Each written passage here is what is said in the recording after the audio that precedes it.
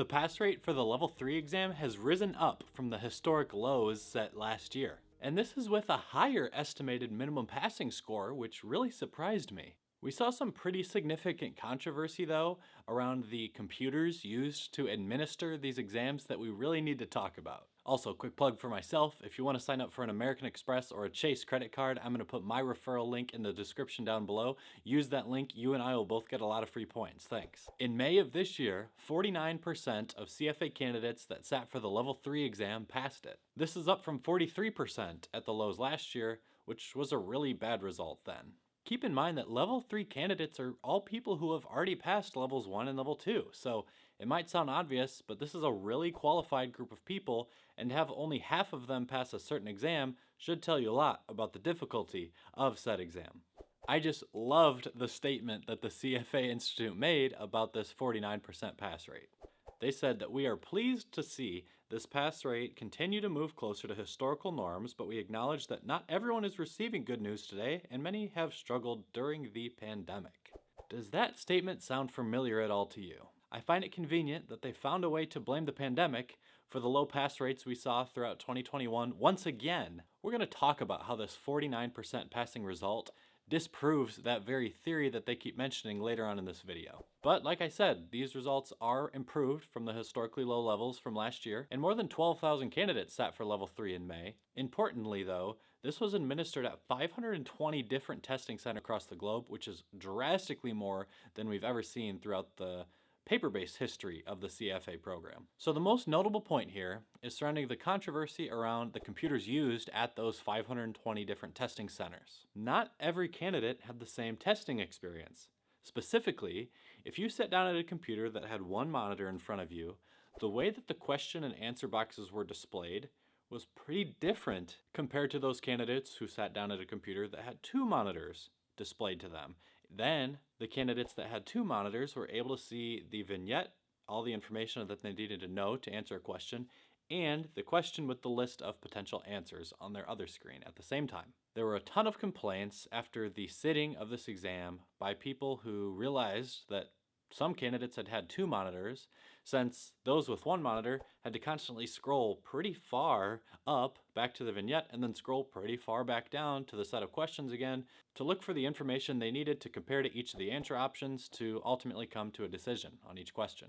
If you didn't take the exam yourself, this might not sound like much, but across 120 questions, and considering 3 options for each, 360 options, if you spent 4 seconds scrolling up and then 4 seconds scrolling down for each of these 360 options that you wanted to sort of compare to the information in a vignette, that's an extra 24 minutes throughout the course of the day that you would have spent scrolling up and down. 24 minutes on a CFA exam, especially the level 3 AM section, makes a gigantic difference. It would make all the difference for, I'm sure, thousands and thousands of candidates. So this was a really big deal. We have not seen the CFA Institute totally address these concerns. We have not seen them say that they will look specifically at this monitor count issue. We have not seen them make mention as to their communication to these 520 different testing locations, mentioning the computer setups and how those needed to be structured or put together for a CFA exam.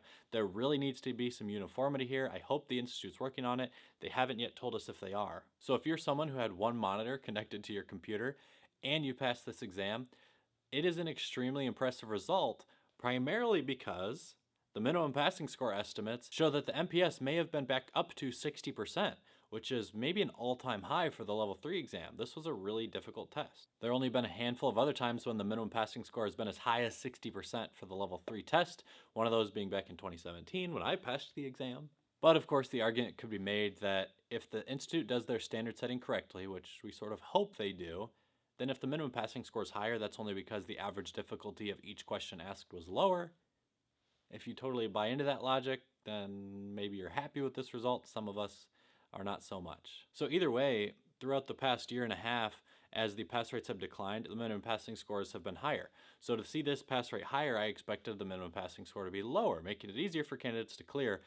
Like I said, I was surprised to see a 60% minimum passing score for the level 3 exam and a high pass rate. Congrats to everyone who passed.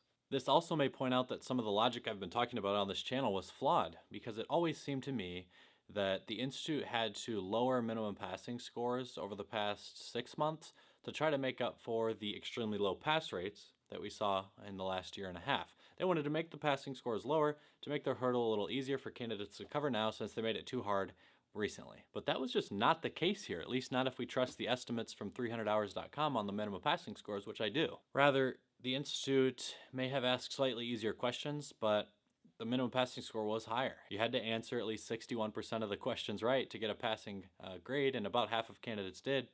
That's a big deal for all the candidates who took it and are now well on their way to becoming charter holders. I can remember walking onto the exam center after I took the level 3 exam. I was about 75% sure that I had passed it.